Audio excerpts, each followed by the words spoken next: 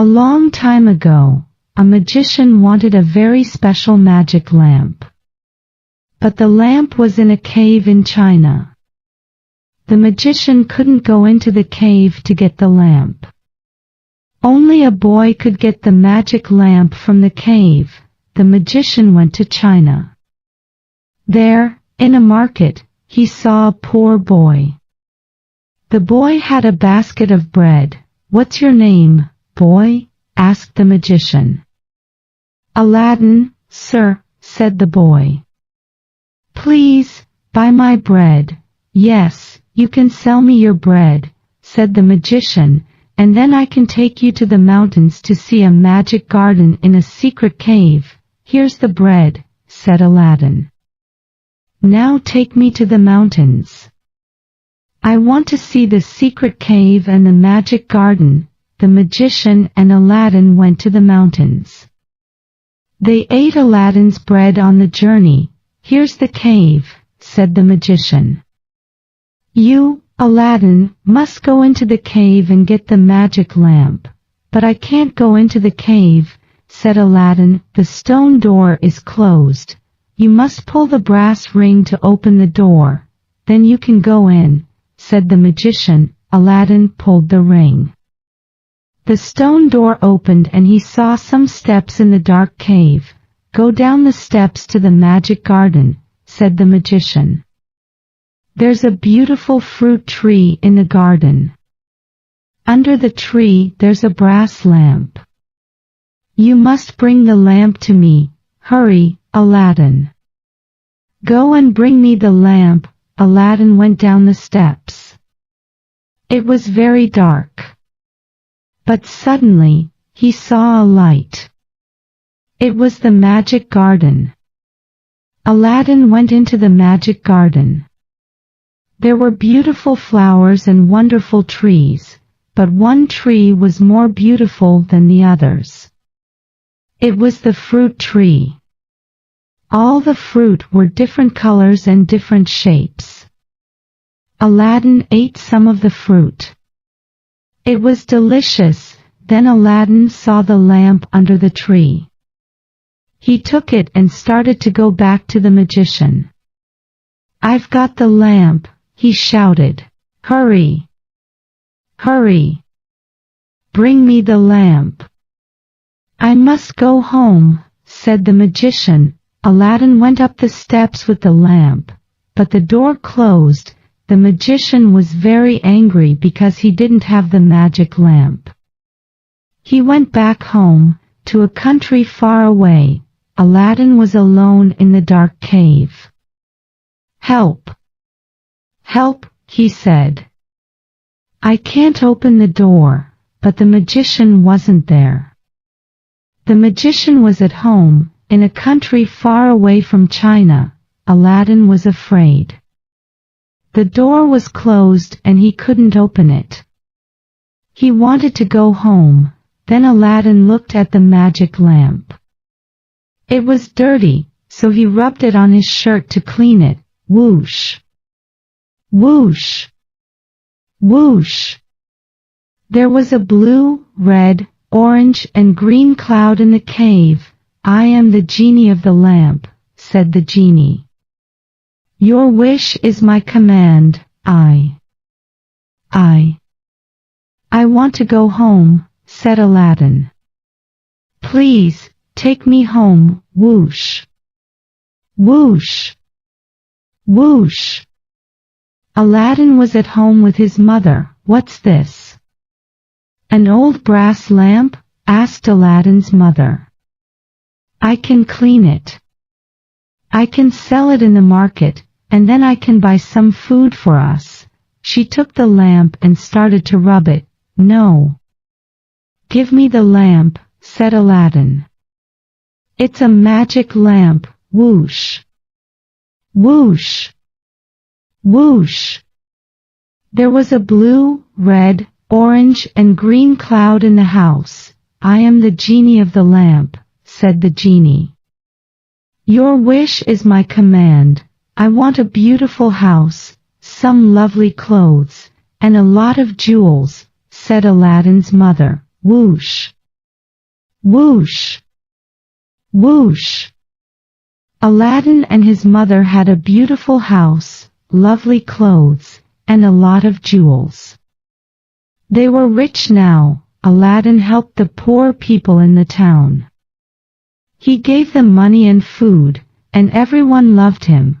Some years later Aladdin married a beautiful princess, the emperor's daughter. The emperor liked Aladdin because he was kind to the poor people. Aladdin and the princess lived in a beautiful palace with a garden. They were very happy. Aladdin's mother lived with them. One day Aladdin was in the palace reading a book. The princess was in the garden. She saw a poor old man with a big basket of lamps outside the garden.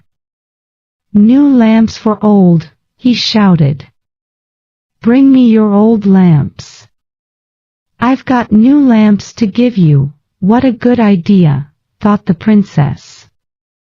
"I can give him Aladdin's old lamp, and he can give me a lovely new lamp for Aladdin."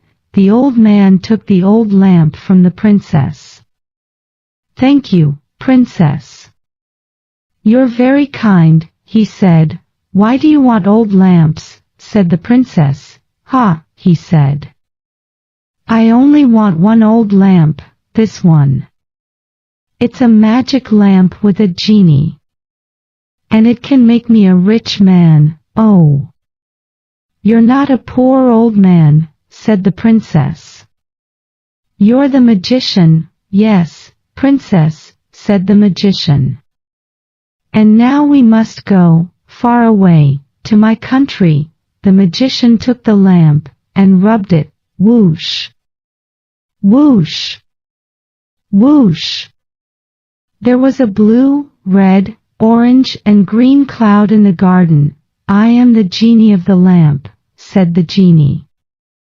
"Your wish is my command. Take us and Aladdin's palace to my country," said the magician. Whoosh! Whoosh!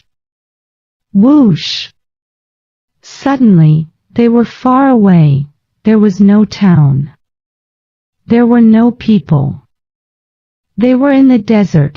"Please, Aladdin, take us home," said the princess. "Don't be sad, my princess," said Aladdin. "We must get the magic lamp. I've got an idea. We can ask the magician to eat with us this evening. We can give him a drink with a magic potion, a magic sleeping potion," said the princess. "Yes," said Aladdin. "And when he's asleep, I can take the magic lamp from him. We can put the sleeping potion in some orange juice," said the princess. "Good idea," said Aladdin. That evening, the magician went to Aladdin's palace. "Do you like it here in my country?" asked the magician. "Yes, the desert is strange and beautiful," said Aladdin. "But we want to go home." "Oh, no," said the magician. "You must stay here forever." "Would you like some orange juice?" said the princess. "It's very good. It's from the orange trees in my garden." "Thank you," said the magician. Suddenly, the magician was asleep. Aladdin took the magic lamp from him and rubbed it. Whoosh! Whoosh! Whoosh! There was a blue, red, orange and green cloud in the palace. "I am the genie of the lamp," said the genie. "Your wish is my command. Please, take us home." "But we don't want to take the magician," said Aladdin. "He can stay here in the desert forever." The emperor was very happy to see his daughter and Aladdin again. "Tomorrow evening everyone can come to a party at my palace," said the emperor. "What a good idea," said Aladdin's mother. It was a wonderful party. There was a lot to eat and drink. There was music, and people danced and sang in the emperor's gardens.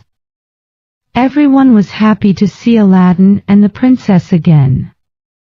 Aladdin, where's the magician? Asked the emperor. Ah, said Aladdin.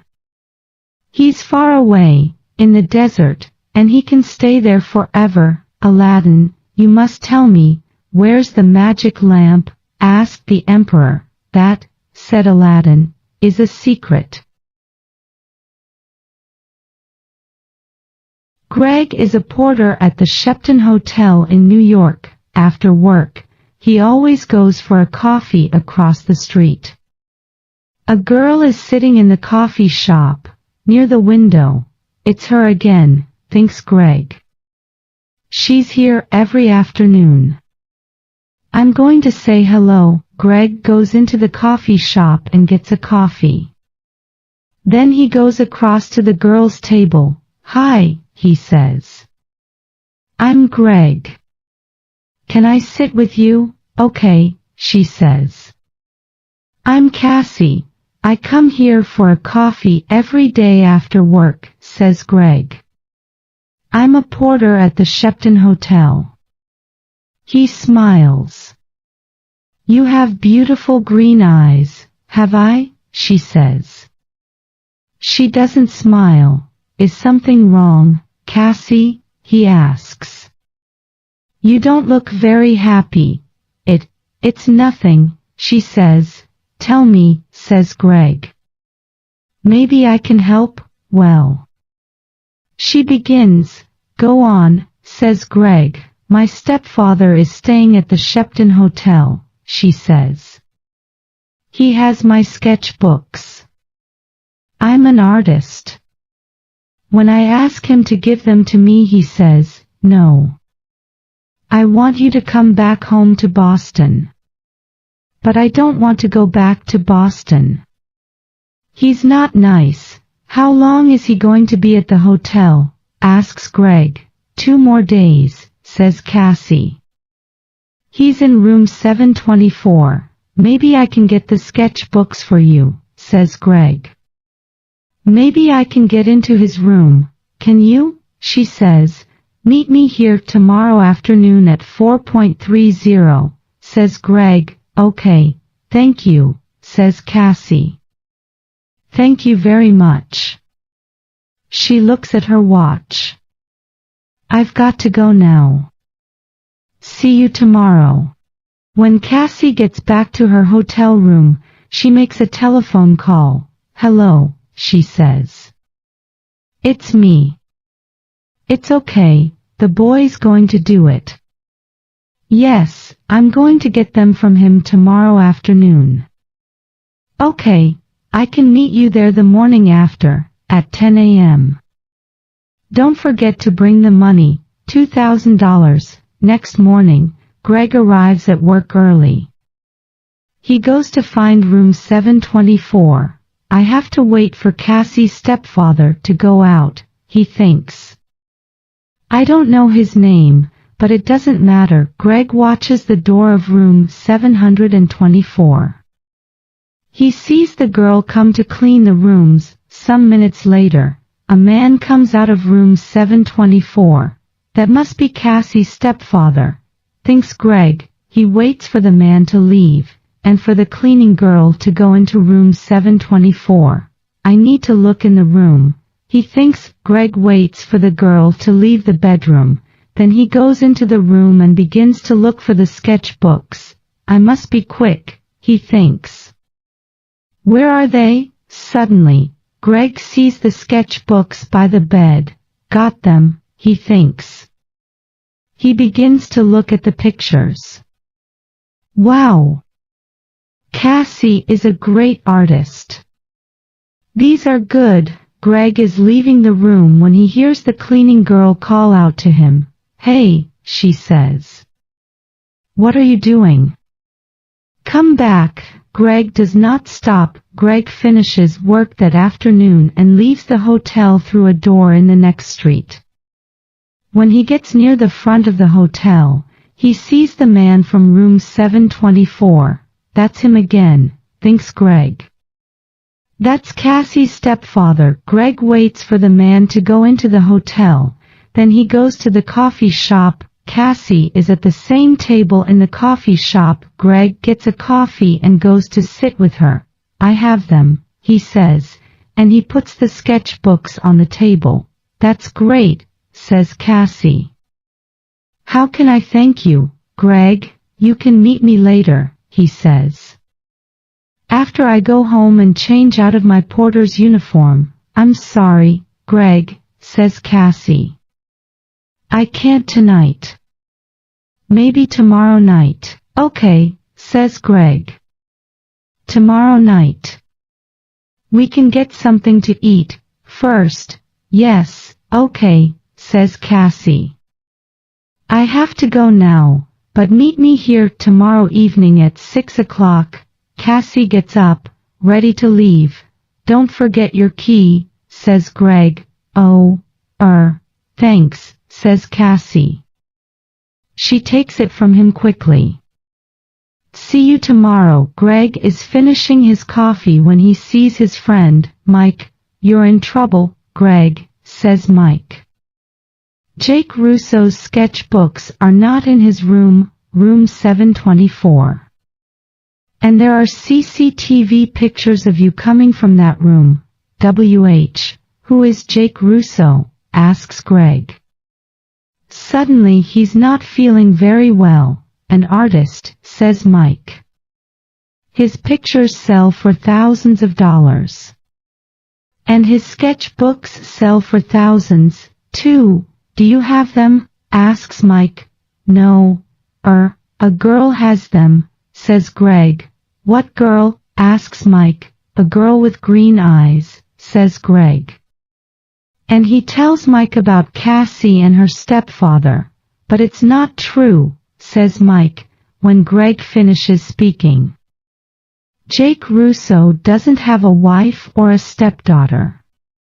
You have to find that girl and get the sketchbooks, Greg. And you have to do it before the police find you. Greg walks home to his one-room apartment. How am I going to find her? He thinks. She has Jake Russo's sketchbooks now, so she's not going to meet me again. Is she going to sell them for a lot of money? There is a police car in the street, next to Greg's apartment. Oh, no, he thinks. They're waiting for me. I can't get into my apartment now. That night, Greg sleeps on a train in the subway. But early the next morning, hey, you, says a man. He's the subway cleaner. Get up. You can't sleep here all day. Sorry, says Greg. People are arriving to get their trains now. One of them stops and looks at a photograph in his newspaper, and then at Greg. It's him, thinks the man. It's the young man in the newspaper photograph. The police are looking for him. Suddenly, Greg sees the man looking at him. And he sees his picture on the front of the man's newspaper. I have to get out of here quickly. He thinks. The man with the newspaper finds a policeman. It's him, he tells the policeman. The hotel porter. Hey, you. The policeman calls to Greg. Greg runs. Stop, calls the policeman. Greg doesn't stop. I have to get out of this uniform, thinks Greg. People know I'm the porter. Maybe Mike can give me something different to wear. When he gets to Mike's apartment, Mike opens the door. I need something to wear, Greg tells him. I can't go back to my apartment. My picture's in the newspaper, and dash. Yes, I know, says Mike. It's okay. Come in. Where's the girl? Asks Mike. Do you know? No, says Greg. What can you remember about her? Says Mike. There must be something to help you find her. Yes. Greg says, suddenly. Her key. A key to a room in the Dolphin Hotel. It's a small, cheap hotel near 42nd Street. She must be staying there. What's the time? Nearly 9 o'clock, says Mike. Maybe she's there now, says Greg. I have to go. Thanks, Mike. 20 minutes later, Greg is near the Dolphin Hotel. Am I too late? He thinks. Suddenly, Greg sees Cassie come out of the hotel. Cassie, he calls. Wait. I have to talk to you. Cassie sees him, but she doesn't stop. There is a car waiting for her. She says something to the driver and gets into it quickly. Oh, no, says Greg. Pier 83, says an old man in the street. Greg looks at him. What? The girl is going to Pier 83 West 42nd Street, for the Circle Line boat, says the old man. Greg smiles. Thanks, he says. And he begins to run. Greg runs all the way to Pier 83. People are getting onto the boat, and he gets a ticket on the boat. Greg looks for Cassie. But a woman with a newspaper is looking at him. It's the young man in the picture. She tells the man with her. Call the police, Eddie. The man gets his phone and calls the police. Some time later, Greg sees Cassie. She is talking to a man. But Greg does not see two policemen get on the boat. They quickly find Greg. Where are Jake Russo's sketchbooks? The first policeman asks him. I don't have them, says Greg. You don't want me. You want her. She has the sketchbooks. Hey, look. He's right, says the second policeman. The two policemen move quickly to Cassie and the man. I don't understand, says Cassie. How? The two of you are coming with us, says one of the policemen. You're in trouble. Later, Greg and a policeman take the sketchbooks back to the hotel. Jake Russo is very happy to see them again. I'm sorry, Mr. Russo, says Greg, and tells him everything. It's okay, says the artist, smiling. But stay away from girls with. This is a story about an emperor. He loved new clothes, and he had different clothes for every hour of the day. One day two men visited him. They liked money, but they did not want to work for it. We can make wonderful cloth, they said. It's very beautiful cloth, so only clever people can see it. I like it, the emperor thought.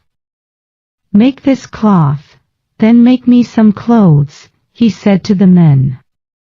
Some people won't see them, but they're stupid people. He gave a lot of money to the two men. Every day the men asked the king for more money. We're working hard, they said. But they did not make any cloth. The emperor waited and waited. He wanted his new cloth, but he did not want to visit the two men. And he was afraid. Perhaps I won't see the cloth, he thought. Then everybody will know that I'm not a clever man. He called a servant. Go and look at the new cloth. Ask them, when will it be ready? The servant went to the men's house, but what did he see? Nothing. There was no cloth. What are they doing? The servant thought. Come nearer, one of the men said. Do you like our cloth? Isn't it beautiful? The servant looked and looked, but he saw nothing. I don't understand, he thought. Am I stupid? I can't tell anybody about this. He spoke to the men. Oh, it's very good, he said. The cloth is beautiful. I'll tell the emperor. The emperor waited for 2 more weeks. Then he called another servant. When will the cloth be ready? He cried. Find those 2 men. Ask them. This servant went to the two men. They showed him the cloth, but he couldn't see anything. "Isn't the cloth beautiful?" one of the bad men said. The other servant liked it. The man thought, "I can't see the cloth.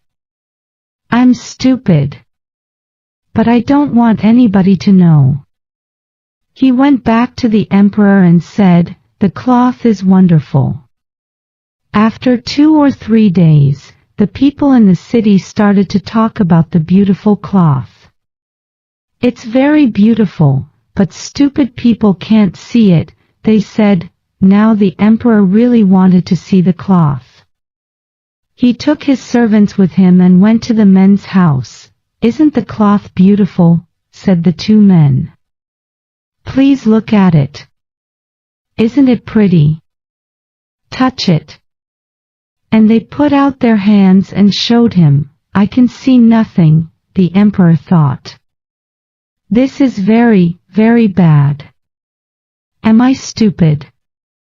A stupid man can't be emperor." He looked at the men's hands and said to his servants, "Oh, the cloth is beautiful. I like it." The servants looked and looked, but they saw nothing. "Beautiful. Lovely. Very pretty," they said. "The men will make some clothes from this cloth now." The emperor happily gave the two men more money. That night the two men did not go to bed. There were lights in every room in the house. The emperor and his people were working, they thought. Next morning, they went to the palace. "The emperor's new clothes are ready," they cried. The emperor went to their house with his servants. The two bad men put out their arms. "Here are your clothes," the men said. "Put them on." "Yes, yes," said the servants. But they could not see the clothes. The emperor took off his old shirt and trousers. The two men walked round him and touched his arms and legs. "We can't see any clothes," the servants thought. But they said nothing. "You look wonderful in your new clothes," everybody cried.